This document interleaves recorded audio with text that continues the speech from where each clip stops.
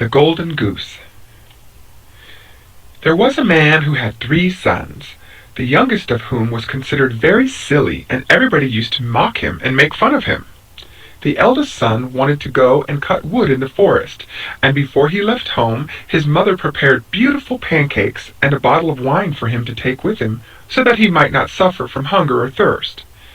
As he entered the forest, he met a gray old man, who bade him good morning, and said, "Give me a little piece of cake out of your basket, and a drop of wine out of your bottle, for I am very hungry and thirsty." But the clever son replied, "What? Give you my cake and my wine? Why, if I did, I should have none for myself.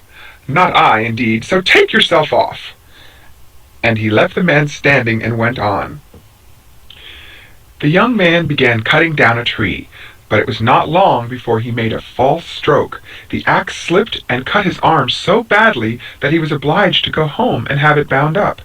Now, this false stroke was caused by the little gray old man. Next day, the second son went into the forest to cut wood, and his mother gave him a cake and a bottle of wine. As he entered the wood, the same little old man met him, and begged for a piece of cake and a drop of wine. But the second son answered rudely, "What I might give to you, I shall want myself, so be off." Then he left the little old man standing in the road and walked on. His punishment soon came. He had scarcely given 2 strokes on a tree with his axe when he hit his leg such a terrible blow that he was obliged to limp home in great pain. Then the stupid son said to his father, "Let me go for once and cut wood in the forest." But his father said, "No, your brothers have been hurt already, and it would be worse for you, who don't understand wood-cutting." The boy, however, begged so hard to be allowed to go that his father said, "There, get along with you. You will buy your experience very dearly, I expect." His mother, however, gave him a cake which had been made with water and baked in the ashes, and a bottle of sour beer. When he reached the wood, the very same little old man met him, and after greeting him kindly, said, "Give me a little of your cake and a drop from your bottle, for I am very hungry and thirsty." "Oh," replied the simple youth, "I have only a cake which has been baked in the ashes and some sour beer, but you are welcome to share of it. Let us sit down and eat and drink together."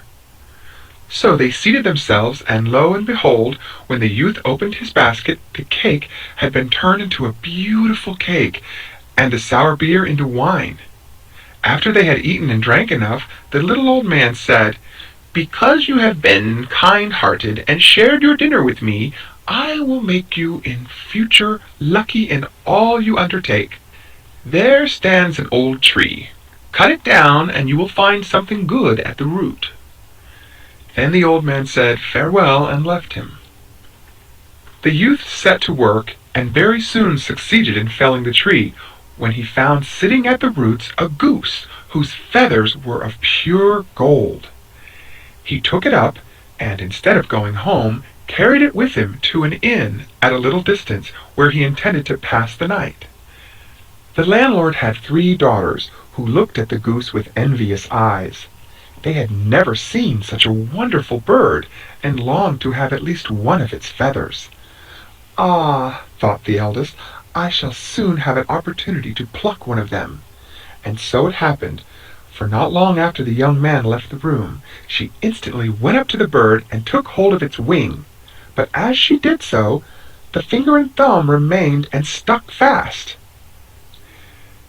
In a short time after, the second sister came in with the full expectation of gaining a golden feather, but as she touched her sister to move her from the bird, her hand stuck fast to her sister's dress, and neither of them could free herself. At last, in came the third sister with the same intention. Keep away!" screamed the other 2. "In heaven's name, keep away!" But she could not imagine why she should keep away. If they were near the golden bird, why should not she be there? So she made a spring forward and touched her second sister, and immediately she also was made a prisoner, and in this position they were obliged to remain by the goose all night. In the morning the young man came in and took the goose on his arm, and went away without troubling himself about the 3 girls, who were following close behind him, and as he walked quickly, they were obliged to run one behind the other, left or right of him, just as he was inclined to go. In the middle of a field, they were met by the parson of the parish, who looked without wonder at the procession as it came near him. "Shame on you!" he cried out. "What are you about, you bold-faced hussies, running after a young man in that way through the fields? Go home, all of you!" He placed his hand on the youngest to pull her back, but the moment he touched her, he also became fixed, and was obliged to follow and run like the rest. In a few minutes the clerk met them, and when he saw the parson running after the girls, he wondered greatly, and cried out, "Hello, Master Parson! Where are you running in such haste? Have you forgotten that there is a christening today?" And as the procession did not stop, he ran after it, and seized the parson's gown. In a moment he found that his hand was fixed, and he also had to run like the rest, and now there were 5 trotting along, one behind the other. Presently 2 peasants came by with their sickles from the field. The parson called out to them, and begged them to come and release him and the clerk. Hardly had they touched the clerk, when they also stuck fast as the others, and the simpleton with his golden goose travelled with the 7. After a while they came to a city in which reigned a king who had a daughter of such a melancholy disposition that no one could make her laugh. Therefore he issued a decree that whoever would make the princess laugh should have her in marriage. Now, when the simple youth heard this, he ran before her, and the whole 7 trotted after him. The sight was so ridiculous that the moment the princess saw it, she burst into a violent fit of laughter, and they thought she would never leave off. After this, the youth went to the king and demanded his daughter in marriage, according to the king's decree. But his majesty did not quite like to have the young man for a son-in-law, so he said that before he would consent to the marriage, the youth must bring him a man who could drink all the wine in the king's cellar. The simpleton went into the forest, for he thought, "If anyone can help me, it is the little gray man." When he arrived at the spot where he had cut down the tree, there stood a man with a very miserable face. The youth asked him why he looked so sorrowful. "Oh," he exclaimed, "I suffer such dreadful thirst that nothing seems able to quench it, and cold water I cannot endure. I have emptied a cask of wine already, but it was just like a drop of water on a hot stone." "I can help you," cried the young man. "Come with me, and you shall have your fill, I promise you." Upon this he led the man into the king's cellar, where he opened the casks one after another, and drank till his back ached, and before the day closed he had quite emptied the king's cellar. Again the young man asked for his bride, but the king was annoyed at the thought of giving his daughter to such a common fellow, and to get rid of him he made another condition. He said that no man should have his daughter who could not find someone able to eat up a whole mountain of bread. Away went the simpleton to the forest as before, and there in the same place sat a man binding himself round tightly with a belt, and making the most horrible faces. As the youth approached, he cried, "I have eaten a whole oven full of rolls, but it has not satisfied me a bit.